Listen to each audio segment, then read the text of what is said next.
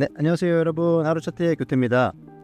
이렇게 또 무더위가 기승을 부렸던 날도 얼마 안 된 것 같은데 벌써 좀 날씨가 추워지고 있는데요. 우리 또 시청자 여러분들께서도 일교차에 의한 건강 주의하시고요. 그 다음에 다시 시작하게 된 만큼 이제 실전 매매에서 진입 장벽이 높지 않고 초보자분들도 쉽게 따라할 수 있는 저의 매매법과 전략, 그리고 지난 1년 동안 제가 일반 트레이더에서 메가 트레이더가 된 저만의 노하우들을 여러분들께 공유해드릴 예정이며 오늘 영상 바로 시작하겠습니다. 자, 오늘은 일단 앞전 영상에서 살짝 다뤘었던 이제 테스트 전략이랑 에펠 전략에 대한 영상인데요. 마지막 영상이 이제 7개월 전인데 사실 저는 이제 마지막 영상을 조금 업로드하기 전부터 지난 1년간 이 두 개의 매매법을 만들어내면서 메가트레이더의 삶을 좀 살고 있는데요. 사실상 두 가지 전략법에 대한 기본적인 개념은 오르는 종목을 항상 보유하게 되고 그다음 심리적인 측면에서 매매할 수 있는 개념입니다. 사실 이제 오르는 종목 그리고 심리적 이 두 단어만 들었을 때 조금 어렵다라고 느끼시는 분들도 계실 텐데 아마 무슨 말인지 이해가 안 가시는 게 좀 당연합니다. 일단 테스트 전략의 핵심은 기본적으로 분할 매수 방법이면서 손익비 관리가 원칙이에요. 한마디로 한 번에 거래 또는 특정 거래에서 내가 이제 가지고 있는 모든 자본을 투입시키지 않는다는 것이라고 생각하시면 훨씬 더 수월하실 텐데요.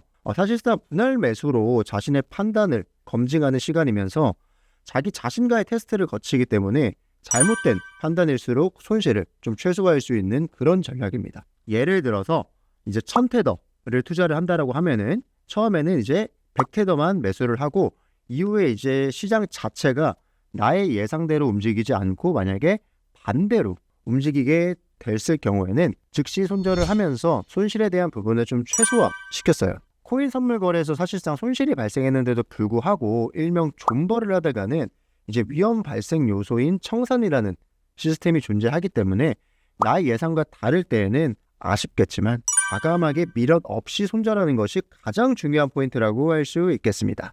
이제 다음으로는 이제 에펠 전략입니다. 이제 에펠의 핵심은 현재 수익을 발생시키는 방향으로 자신의 포지션을 점차적으로 파일을 늘려나가는 것입니다. 더 쉽게 말씀드릴게요.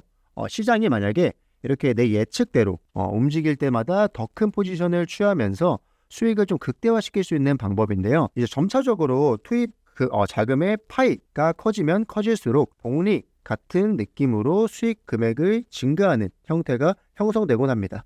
이제 예를 들어서 이제 추세가 형성이 되어서 보이는 특정 코인에 수량 자본을 투입시키고 내가 생각하는 추세 판단이 옳은지 먼저 확인을 합니다. 이후에 내가 만약에 판단이 맞았다 라고 하시면은 이제 차트의 흐름이 내가 생각하는 방향으로만 흘러간다라고 한다면은 추가적으로 포지션을 조금 늘리는 방식이면서 처음에는 뭐 100테더를 투입을 되었다면은 가격이 상승할 때마다 추가적으로 이제 100테더씩 매수를 하면서 파일을 점점 늘려나가는 형식이에요.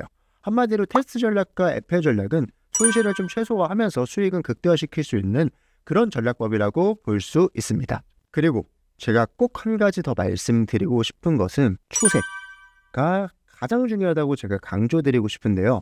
시장 자체가 이제 상승장일 때는 오르는 코인을 보유를 하거나 아니면 롱 포지션을 취하고 그 다음에 반대로 하락세일 때는 포지션을 당연히 정리하거나 아니면 숏 포지션을 취하는 건데요. 이제 상승 추세를 좀 확인한 후에 진입하는 것이 가장 중요한 부분이면서 상승 추세에 있는 코인은 매수 후에 그 다음에 상승 추세가 지속될 때까지 보유를 하는 것입니다.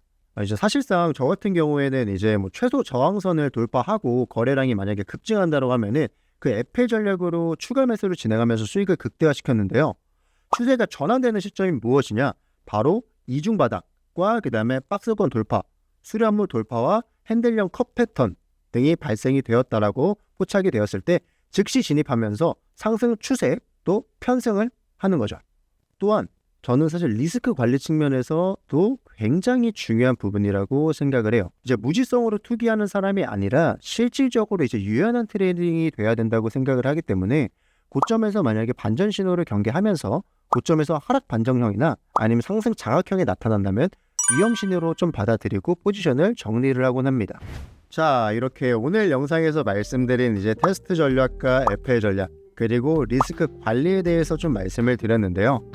말씀드린 전략들을 활용을 했을 때 좀 손실을 줄이고 수익을 극대화할 수 있는 전략이니까 우리 시청자 여러분들도 제가 말씀드린 이 전략을 접목시켜서 거래하실 때 꼭 유용하게 사용하시길 바라겠습니다.